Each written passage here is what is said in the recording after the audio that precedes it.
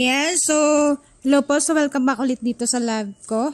And, don't forget to subscribe and follow. Pero bago sa lahat, ayan, papakita natin yung Super Uno and Super Uno Lite. So, bali meron tayong mga nakassemble dito. At least 5 colors ng Super Uno and then 5 colors ng Super Uno Lite. Yan yung mga bago nating model, yung Super Uno Lite Pro version 2. And then, ito yung upgraded version ng Super Uno. So, inopen ko na lahat para at least makita nyo yung itsura nila. Pero yan, tawag nito, wala pa kaming nirelease sa mga wholesaler namin sa Super Uno Lite. Gawa nung iba yung charger na dumating. Pero, meron tayong Super Uno na nirelease po. May bumili na Super Uno Lite, pero dalawa lang. Tatlo lang ata. Pero yan, available soon. Siguro by next week. Ito yung mga Super Uno sa mga ibang partners natin sa Cavite, sa Marikina, sa Tondo, San Pablo, and then Pampanga. Yung Pampanga meron na, nai-release na kahapon. And yan, itsura na yan dito yung mga Super Uno sa harapan, and yung pangalawa nandun yung Super Uno Lite. And then, tawag nito, unahin natin kasi meron naman ako mga nauna na videos sa Super Uno and Super Uno Lite. Pero i-recap na lang ulit natin para dun sa mga hindi nakakaalam. Ito yung Super Uno is 48 volts, 20 ampere, and then Super Uno Lite is 48 volts, 12 ampere. So, mas maliit yung battery nito compare sa Super Uno. And then, syempre, mas marami yung specs niya compare kay Super Uno Lite. Pero parehas po yan na maganda and super quality po. So, syempre, kung naghahanap ka ng pang personal use, syempre, piliin mo lang yung Super Uno, diba? Kaysa naman maghanap ka pa ng iba. And yan, kung makikita nyo, para kang nasa diskohan. Ayan, kapag gabi, pag magbiyahe ka, then meron kang blinker. So, para at least hindi ka boring nagbiyahe. Lalo na kung tawag ito. I think hindi siya kinabit yung blinker neto kasi walang ilaw. Pero yun yung mga meron po. Pero ito yung color white, color green, color blue, color black, and color red. Tapos meron pang color gray. Tapos color yellow. Bale, 7 colors kasi available Super Uno. And then, 5 colors Super Uno Lite. Pagdating sa specs naman, parehas sila na may Bluetooth speaker. So, dati kasi yung version 1 natin na Super Uno Lite, walang speaker. And then, eto, hindi. Meron siyang speaker actually. Binibigay namin na freebies yun, pero nakaseparate yun dun sa mismong panel. So, wala naka-built-in. Eto naman, meron siyang naka-built-in na speaker, as usual.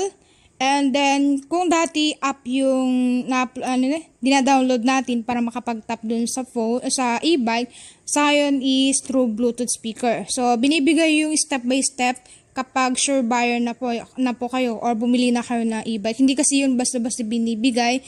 But, once bumili ka ng Super Uno, yung bagong version natin, you can ask yung seller paano mag-connect dun sa phone, paano i-open, gamit yung phone nyo na any phone naman, at least Android or iPhone can be. Kasi Bluetooth speaker naman yun. True Bluetooth naman yun. So yan, nawawala na tayo. Sorry. So bali 3 ways how to connect with your e-bike. And una, ito yung manual. And then, dalawang remote keyless. So bali dito sa Super Uno dalawa, sa Super Uno Lite is isa po. So ito yung una. And then, ito naman yung pangalawa. Ayan siya. So, eto, yung naka-open and then yun yung close. Tapos, alarm. Then, yung pangatlo, yun yung sa Bluetooth. So, bibigay yun once na sure buyer. Hindi kasi basta-basta binibigay ha. And then, you can play music also kapag nakakonect kayo dun sa Bluetooth po. So, tap nyo lang. I think meron kang lalabas dun na code. Then, pwede ka na mag-play ng music. Any app can be. Tapos, syempre, ito, odometer, speedometer, and then yung sa battery. Ito is full charge, as you can see naman, color red and color white. So, full charge po yan. Kapag nagbawasan, nag-block ito. So, ito yung pinaka-lobat dito. Tapos, ito, may lumabas na 3 since napindot yung number 3 natin. Tapos, ito yung sa headlight. Ayan.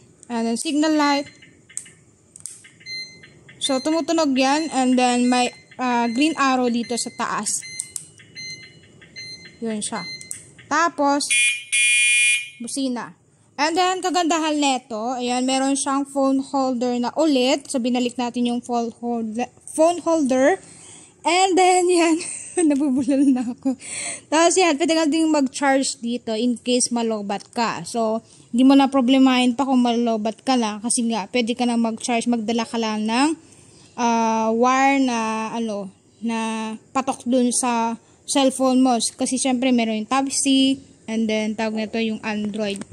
Tapos yan, free side mirror. And then, meron siyang panel cover na din. Tapos, eto, basket natin is plastic. So, makapal po, hindi po yan yung manipis la. Headlight, siya, hindi po yan naka-open. Ayan siya. So, headlight. So, yung malaki po yan. And then, eto, tapuludo. So, magkakaiba yung tapuludo neto. Tapos, black yung nasa gitna. So, bali, 2 colors yan. Sa gulo naman, size 14 by 2.50. Same lang doon sa Super Unilight. Tubeless. So, eto pwede kayong bumili sa Shopee kung tawag nito kapag magpapalit kayo ng gulo. Miming, aray ko. And the suspension fork. Tapos, yan, meron siyang footrest, harap and likod. And then, pedal assist. Sa pedal assist, kung ayaw nyo yung medyo nasabit sa paa ninyo, pwede nyo naman tanggalin kung hindi naman kayo dadaan dun sa may pinaka-EDSA. Kagandahan din niya, meron kayong lagayan ng gamit. So, pwedeng ilagay dyan. Signal light, ayan siya. Tapos, ito yung upuan natin. So, malapad po yan. Hindi yun yung manipis. So, hindi to, hindi to adjustable. So, nakafix po yung taas niya. Tapos, ito, dito siya yung charge stand. Ayan. Tapos, yung back support. Pwede yung tanggalin din yan kung gusto maglagay ng top box if single. So, same lang. Color green, color blue, color black, color red, gray, and then, tag neto, yellow. So, Super Unilight, same. Ayan. Ito pala is 48 volts, 20 ampere, 400 watts. Yung controller na gamit natin ngayon is yung modular controller na usually ginagamit sa mga 3 wheels, 4 wheels, or yung mga big bikes. So, mas malakas yung hatak niya na ngayon. So, kaya niya yung magkarga ng mga 150. And kahit medyo paahon na yung daan, no worry na po yan. But, of course, it depends pa rin dun sa ganong katarik yung daanan nyo. Since e-bike po yan, and nakadesign siya for patag. But, you can use po dun sa medyo mataas na lugar. Hindi lang pa as in na paahon, ha? So, yun sakto lang. Ayan. So, mas malakas na yung hatak niya. Tapos, eto, same lang din. In-upgrade natin. So, kung buyer kayo dun sa Super Unilight na nauna, and kung bibili kayo ulit ng Super Unilight version 2, you will know kung ano yung difference nila. Sa mga plastic pa lang, ay malalaman mo na yan sa bigat. Mas mabigat yung kilo niya ngayon gawa nung pinalitan na yung plastic. Mas makapal and mas quality po. Tapos, meron na siyang hook hanger. And actually, meron din namang hook hanger yung nauna natin. Pero eto, pwede mo siyang isara or ipasok sa loob kung ayaw mo gumamit ng hook hanger. Ayan. Pwede isabit yung maulam ninyo kung nakabili ka ulam. Tapos, meron na din siya lagayan dito ng phone or small things. Tapos, yan yung dalawang susi. And then, isang piraso na remote keyless. Tapos, pwede na rin kayong mag-play ng music dyan. And meron na siya naka-built-in. So, hindi nyo na kailangan pa na palagay ng Bluetooth speaker. So, at least hindi na kayo mababori. Meron kayong plan. Actually, na ito. So, ito kasi 48 volts, 12 ampere, 350 watts. So, we're planning na i-upgrade ng 500 watts. Pero, syempre, mas mahal kapag nag-upgrade tayo. Yan siya. Tapos, yan. Same pa rin. Wala namang ibang additional, but mas quality siya, and medyo umangat yung pinaka-body neto. So, medyo kaya na dun sa medyo humps. Hindi na siya masyadong nasayad dun sa sa mga medyo may mataas na daan. And then, pwede nyo palang i-upgrade to ng 48 volts, 20 ampere kung gusto mas malaki yung battery and para mas matagal malobat. Dyan is, sa labas kayong or bibili ko yung ibang battery. Wala kasi kami extra. So, wala kaming pang-upgrade dito. Usually kasi yung mga battery namin is saktuan lang para at least hindi siya may stocks dito sa amin. And then eto, 40 to 50 kilometer yung pwede niyang takbuhin since malaki yung battery niya. And hindi na siya upgradable kung lead acid yung ilalagay nyo na battery. But if lithium, pwede naman po.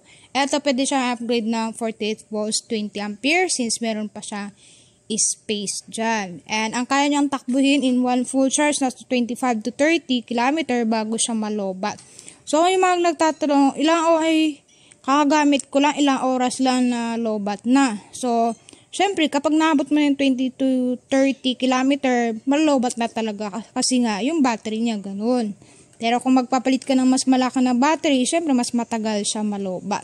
Charging time is 6 to 8 hours. It depends po yan kung na full lobat. Pero kung hindi naman yan naabutin na 6 hours.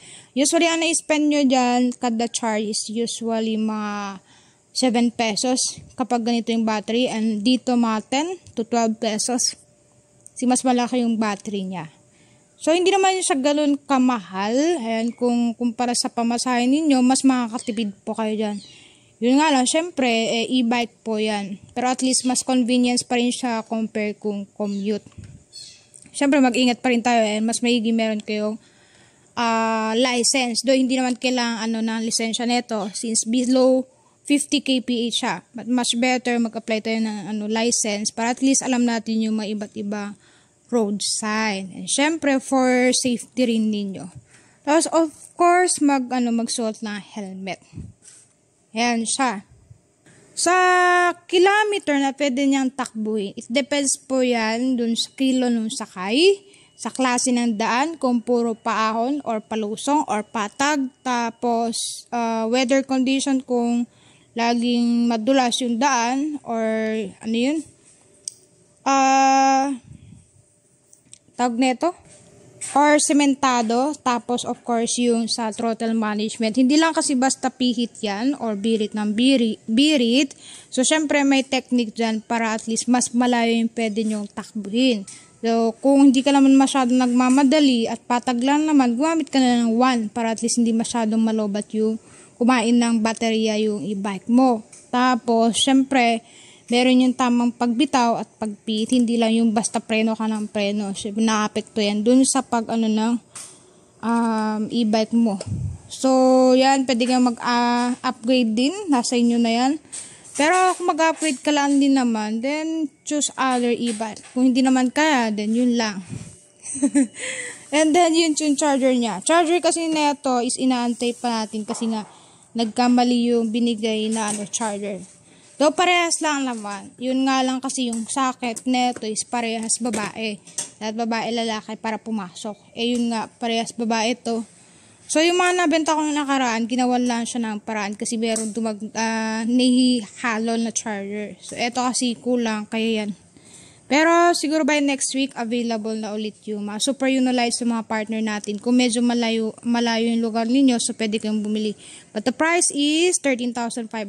Kapag may nag-offer sa inyo na mas mababa pa dyan, lalo kung 10,000, free delivery with freebies pa, then magtaka na po kayo. So marami ako na-encounter sa mga marketplace nag-offer ng ganyan, but be always cautious po, lalo kung mga nagpapa-down payment. So, hindi pa kami nagpapa-down payment dito. Usually COD, pick up, or installment. So, available din yung home credit dito sa amin. Pero, kailangan nyo ng approved home credit, one valid ID, then, syempre, 30% to 40% down payment, and, syempre, kailangan nyo pumunta dito sa shop. So, price ng Super Yun ay 16,500. So, wala akong price increase, though nag-upgrade kami dyan. And tawag neto, pero sa susunod price increase, gawa lang nung ngayon is medyo mabait yung factory namin. So, hindi sila nagtaas. Pero sa susunod, siguro pag magtaas ng controller or watts, and then hub, yan, mag-price increase tayo. Sa Super Yun lang is 13,500. But it depends yan dun sa location. Pwedeng mas mataas yung price nila, lalo na kung medyo malayo, like province, syempre gumagastos din yan ng mga shipping fees. So, syempre, i-add nila yun sa cost nila. And, basta hindi lang bababa dyan sa sobrang baba na price. And, so, pwede kang bumili sa mga partners natin para hindi na rin kayo mapapalayo. But so far, yan muna available. Super Uno po yung available this week.